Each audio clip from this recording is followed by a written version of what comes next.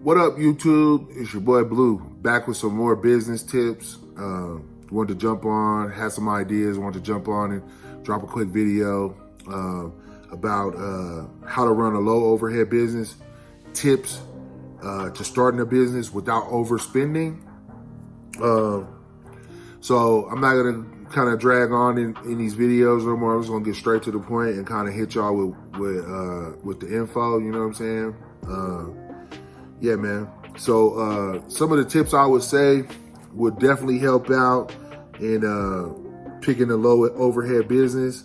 I think first what I'm gonna tell you guys is, right now with how the economy is shaping up, some of the things I would probably think about in starting a business is going from doing brick and mortar type of businesses to more doing something that you could do in your living, out of where your living space, or out of like a small office space.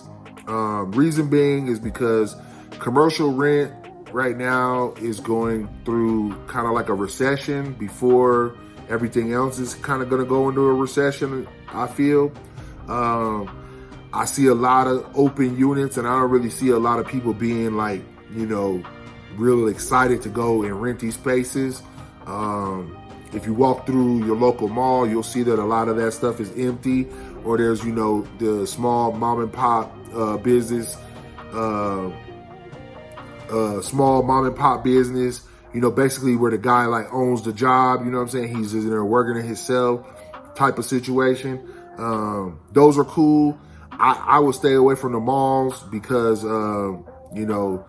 malls are just not really the game no more because, before you had a bunch of well-known brands that would group up and be in the mall and they would benefit off of that traffic.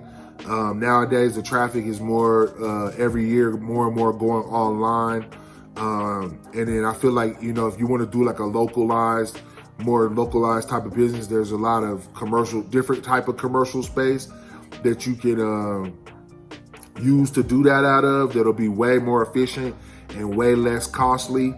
So look into those. Maybe office space right now is really cheap, should be really cheap. If not, negotiate and don't be afraid to walk away from the deal.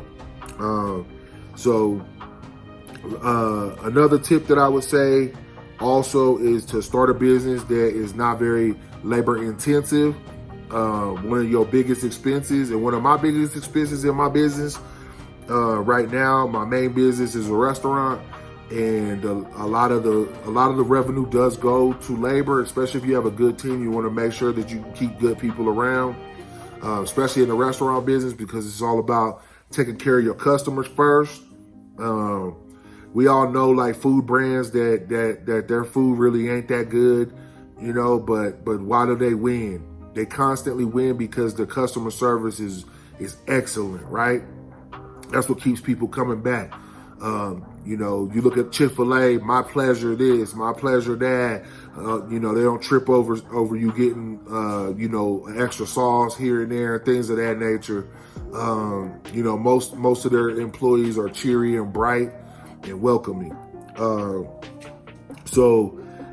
would recommend that at least when you start, you want to get into something that, you could wear multiple hats, or maybe you could use a freelancer or some type of other form of, hiring. There's a lot of gig sites and things of that nature that you could,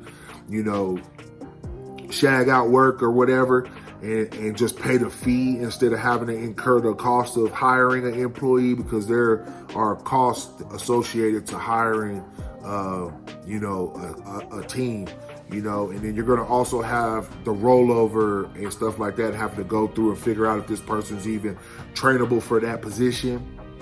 I would say stay away from labor intensive businesses for right now, for sure.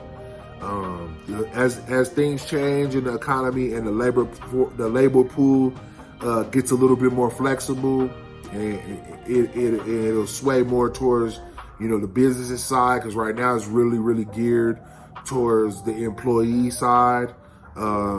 So, look for things, like I said, look for things to where you can maybe hire like a freelancer or a gig worker or another business can do that part of the business for you. And you just pay a flat fee instead of incurring the other fees and taxes and things of that nature that are incurred when hiring employees.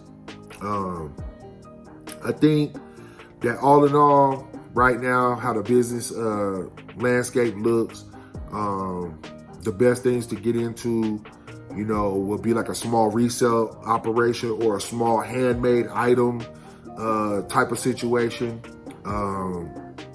Things like that are really, they might be saturated, but if you can get your branding right and get your product right and your customer service right, you can definitely still win in a lot of localized type of handmade item businesses or even reselling businesses. You can also check your local cottage laws for food-based businesses that you may be able to jump into and go hit the farmers markets and maybe you can rent a commissary kitchen. You can rent a commissary kitchen and do the food business primarily out of there and basically do it where it's like a pre-order situation to keep your overhead low. Because right now in business is really about keeping your overhead low and keeping a good balance on your revenue, your flow of revenue. So yeah, that's my video for today for y'all on how to run a low overhead business. If you like this video, make sure you give a like. If you have any comments, leave a comment. I'll respond. Make sure you subscribe for more. I'm out. Peace.